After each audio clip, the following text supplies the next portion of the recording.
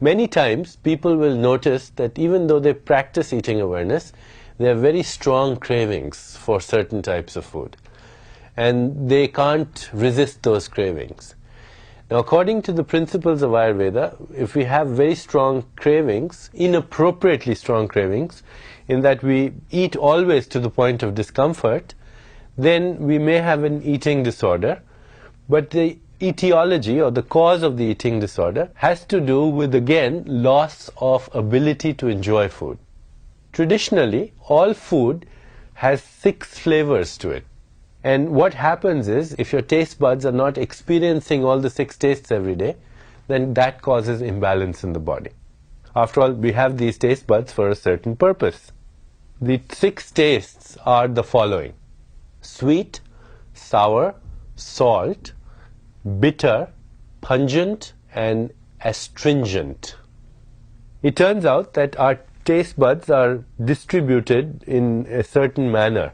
For example, the tip of the tongue is highly concentrated for sweet taste, the back of the tongue for bitter taste, sides of the tongue more receptors for sour taste, the surface of the tongue more receptive to salty taste. And then the 2 other tastes that I mentioned, pungent and astringent, there are very few receptors for this. And that's why pungent and astringent tastes are in fact quite characteristic, in that even a little bit of pungency has a lot of effect on the body.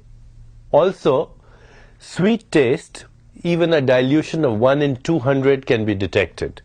A salty taste can be detected in a dilution of 1 in 400.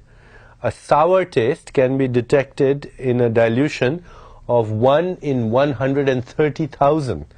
And a bitter taste can be detected in a dilution of 1 in 2 million. And therefore, you can see that these tastes are in fact protective, because most poisonous things are extremely bitter. The taste buds can detect that even in a faint dilution of 1 in 2 million. So nature has built in these very protective mechanisms, and also if we listen to the taste buds, then we'll see that we start enjoying food, the distribution is appropriate for our body types, and spontaneously there's balance in the body as well. One way to sensitize the taste buds is to swish a teaspoon of sesame oil in the oral cavity, in the mouth. This makes the taste buds much more sensitive. One can just swish it around gently for about 2 or 3 minutes, and then spit it out and just wash the mouth with plain water afterwards. This lubricates the taste buds, makes them much more sensitive. And when we have more of that experience of delicacy in food, then we tend not to overeat, because satiety levels are reached very easily. And basically, people who tend to overeat have what is called a high flavor threshold, in that they need much more intense stimulation from food, because their taste buds are dull. So let's go over these 6 tastes, because what we see in our society is people concentrate just on 3 tastes: sweet, sour, and salt. Classic example, French fries and ketchup.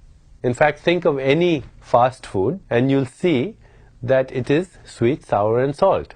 So what we do is, even though we have taste buds for all the 6 tastes, we constantly expose ourselves to just those 3. As a result, the body gets nutritional deficiencies. The animals in the forest don't have the vaguest notion of what the US Surgeon General said was the minimum requirement for calcium or zinc or whatever. And yet, animals don't get nutritional deficiencies. Animals don't get osteoporosis. The only animal, the only species that gets obese is the human species. And that is because we have lost our ability to respond to internal cues. We are always responding to external cues. And what I'm trying to do here is shift our attention so that we begin to respond to internal cues that nature has built into our systems. So if you constantly expose yourself to sweet, sour, and salt, then you get the cravings. Since you're used only to sweet, sour, and salt, you go ahead and take more sweet, sour, and salt. That aggravates the craving even more.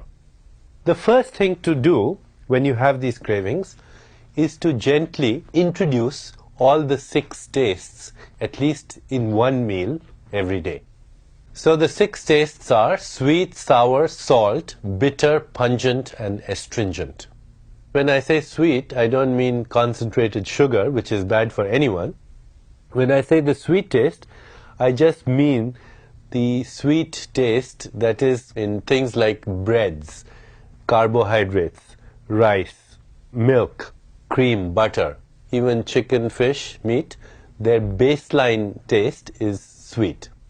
Sour is the taste that is dominant in things like lemon, in yogurt, cheese. Salt needs no explanation. Bitter is the taste of green leafy vegetables, spinach, broccoli, endives. All these have a bitter element to them. And then pungent is the taste of spices. For example, horseradish or mustard or just red peppers, black pepper, jalapenos, serrano, all these things that add spice to the food. So any spice is the taste pungent. And astringent taste is the characteristic taste in beans, lentils, and pulses. So Mexican food, for example, when you eat beans or when you eat lentils or peas, that has a peculiar taste that's unique to itself. That is called the astringent taste. In other words, if your taste buds are exposed to all these 6 tastes, one meal for example, where there would be some bread or rice, some green leafy vegetables, of course salt is there, some pungency in the form of some spices, and a little bit of beans or lentils, that would be the 6 tastes. Spontaneously the cravings would dissipate because the body is exposing itself to what nature meant it to expose itself to. So just introducing the 6 tastes to our food will immediately get rid of all the cravings. Now it turns out that different foods will have different effects on different physiologies. For example, if you're feeling hyperactive, then the vata pacifying food will cause a settling down of that hyperactivity.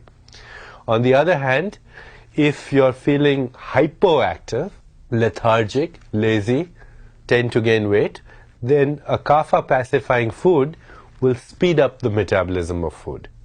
Vata pacifying foods are sweet, sour, and salty. Pitta pacifying foods are astringent, bitter, and sweet. And kapha pacifying foods are bitter, pungent, and astringent.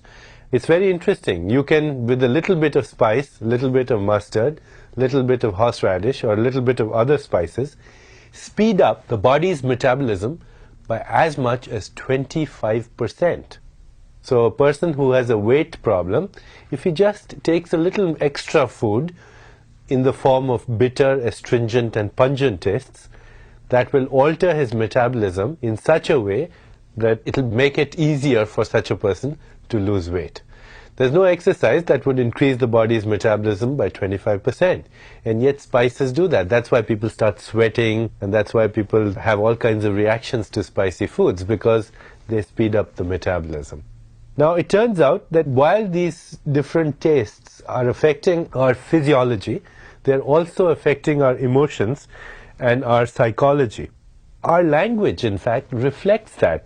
So we say sweet love, sweet friends, sweet children, sweet memories. Or we say bitter enemy, bitter argument, bitter pain, bitter disappointment, bitter regret. Or we say, I'm still smarting, stinging, burning from his pungent remarks. Or we say, so-and-so has an astringent or caustic sense of humor, a dry wit. So we can see that food and the various tastes have an effect not only on our physiology but on our emotions.